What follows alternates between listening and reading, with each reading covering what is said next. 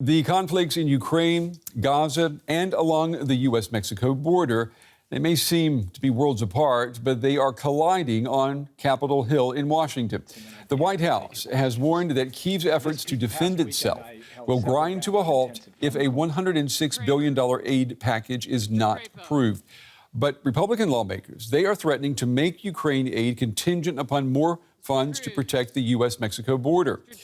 Meanwhile, some Democrats are demanding conditions on aid to Israel as well, raising worries about the humanitarian situation in Gaza. Mr. Fetterman, Mrs. Fisher.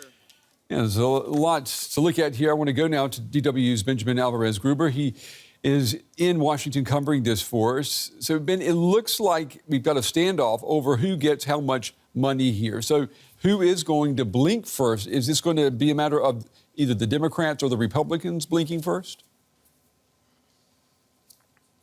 We're definitely seeing a standoff, and while we can be sure that there will be a showdown on the Senate and in the House, we can't be so sure on who will blink first.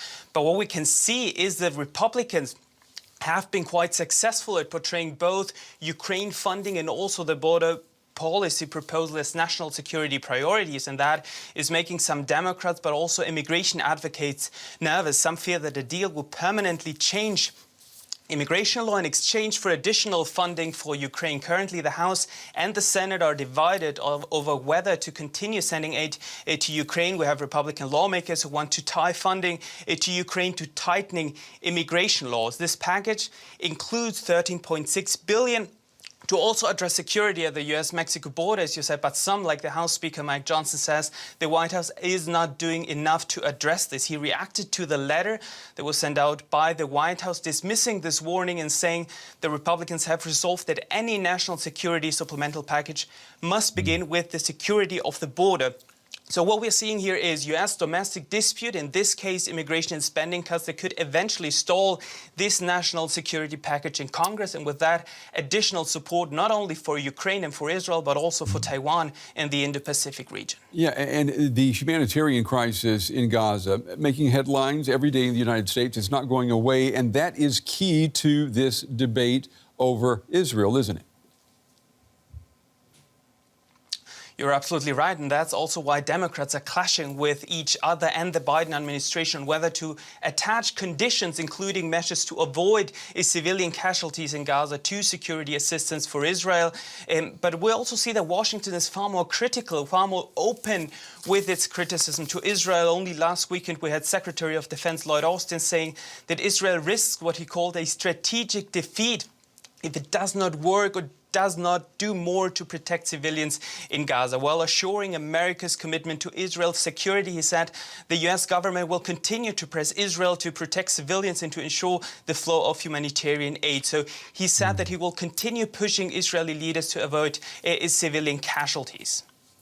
DW's Benjamin Alvarez-Gruber in Washington with the latest there. Ben, thank you. Let's talk about now the impact of U.S. funding on Ukraine with military analyst Frank Ledwidge. Frank, it's good to see you again. The White House says that if it doesn't send aid to Ukraine, that it would, quote, kneecap the country's war effort against Russia. Do you agree? Well, good evening, Brent. In the kind of war that's been imposed upon Ukraine, a war of attrition, the bulk of equipment, the bulk of donations counts, the bulk of material, ammunition, enablers, logistics, and so forth.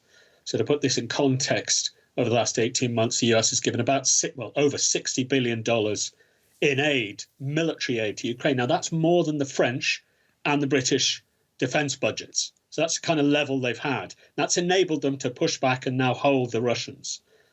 Now, we could quibble with terms, kneecap, I would say hamper, seriously hamper Ukraine's campaign. I think they'd be okay for the first 3 or 4 months, the first half year, but the absence of the kind of sinews that the US supplies, the kind of vital logistics, ammunition, support that the US offers would begin to tell very much into next year and certainly at the end.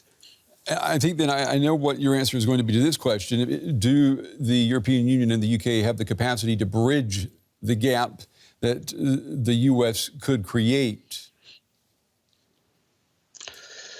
I'll speak to the UK first. In terms of materiel, I'm not talking here about money, and who knows what deals might come up there, but the UK is insignificant in terms of its financial commitment, about £3 billion. But that's given a great deal of capability to the Ukrainians over the last year. The trouble is, from the UK Armed Forces perspectives, really, their supplies have run dry now. There may be a few more cruise missiles they could dig up or some ammunition, but in terms of armoured vehicles or other serious pieces of equipment, there's nothing left really to give, or artillery.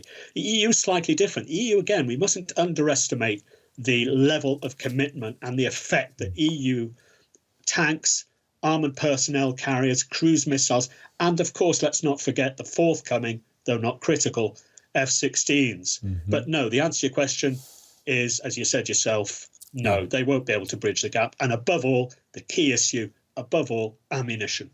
And these funding debates or possible shortfalls in weaponry being delivered, do you see that impacting or changing Russia's campaign in any way?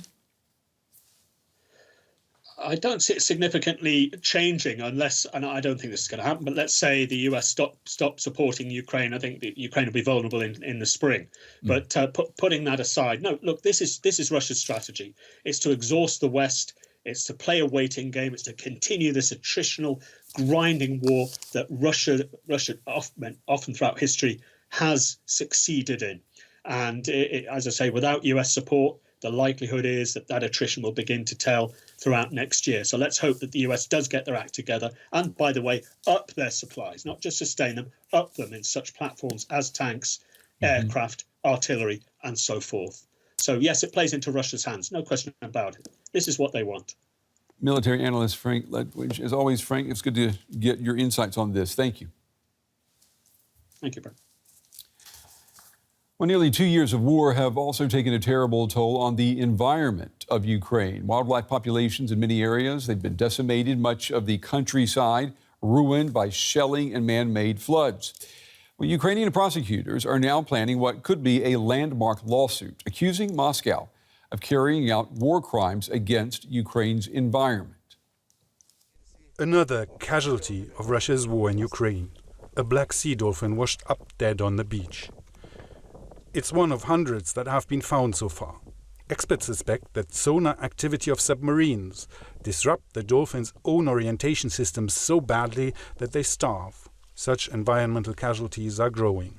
If we really count the damage that has been done to the environment, we see that in some cases it has reached the level or even exceeded the damage done to the infrastructure.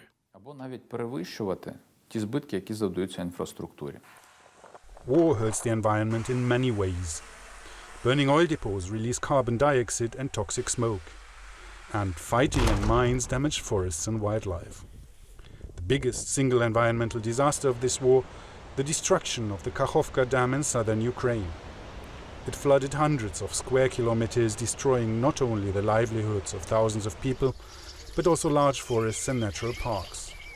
Ukraine wants to prosecute damage to the environment as a war crime. In October, it organized a conference to help build a case. Ukraine's partners are sending legal and environmental experts to take stock of the damage. These people must be sent here. They need to be funded, and we need to measure what can be measured. We won't be able to record everything, but an estimate will certainly be possible. International law does recognize environmental destruction as a war crime, but no international court has ever ruled on such a case. Ukraine is entering new legal territory. We have to present an invoice to the occupier for every inch of destroyed Ukrainian land. Aggressors around the world need to understand that wars are costly and that the environment also has its price. Ukraine says 2,900 cases of environmental war crimes have been registered so far and counting. Every day the war does new damage to the environment.